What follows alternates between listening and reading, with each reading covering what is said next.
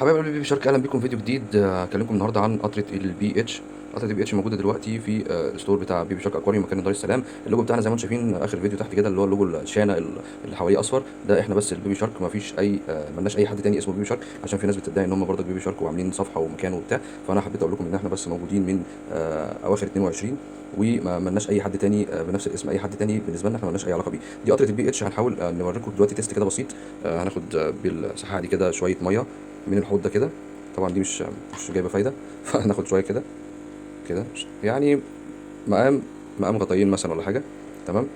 وهناخد من الحوض ده، اللهم بارك، شويه بردك ميه، يعني مقام غطيين. لو هتعرف تعايرها عايرها، مش هتعرف يبقى شويه ايه كده. وهناخد شويه ميه من حوض الجمبري ده. طبعا ده فيه كون صنوبر وحركات، وكان عندهم ورق لوز، فميه مصفرة جدا. فهنبدأ نشوف القطرة دي ممكن تعمل ايه.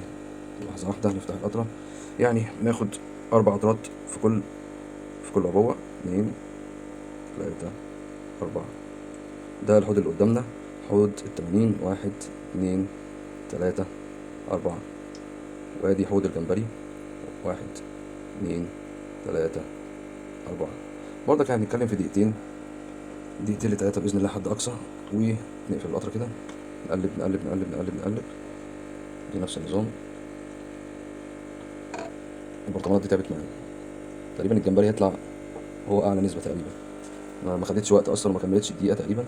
فاحنا بنطلع القطره دي، موجوده على الكتالوج بتاع الواتساب، بيطلع معاها باده زي دي. الباده دي بيطلع فيها كل درجات البي اتش بمختلف الدرجات بتاعتها. فبتطلع زي ما انتم شايفين كده اهو، عشان بس نعرف نظبط. تحط دي عليها كده، وبنبدا نشوف الدرجه مايله لايه بالظبط. يعني دي بنتكلم تقريبا من 5 ل6، يعني من 5.5 ل6. طبعا الدرجه هي باينه، بس الكاميرا مش عارف بقى ظلمها ولا ايه. هي في درجه اصفرار اهي زي ما انتم شايفين، حتى بعيد عن الورقه اهو، عشان ما يبقاش الورقه مأثر على حاجه. حتى على بتاع الحمراء هي برضك مديه اصفر. فاحنا بنتكلم من 5 ل6 تقريبا. ايه اللي بعده؟ اللي بعده برضك حوض الانجل، هي تقريبا نفس الميه، يعني نفس الميه ونفس كل حاجه. ف بنتكلم برضك يعني حد اقصى 6.5 اهي، شايفينها. بنتكلم في 6.5 تقريبا، من 5 ل6، 6.5، يعني بنتكلم في نص درجه فرق، عشان تعرف تظبطها بالظبط يعني اهو. شايفين؟ مش عارف واضح بقى طبعا في الفيديو ولا لا، بس انا ايه، عندي الاصفرار باين اهو. طبعا يعني انا مش فاهم انا طبعا حاطط كوس صنوبر كتير، يعني حاطط لهم بتاع 3 كوس صنوبر وبتاع، وكان في عندهم ورق لوز.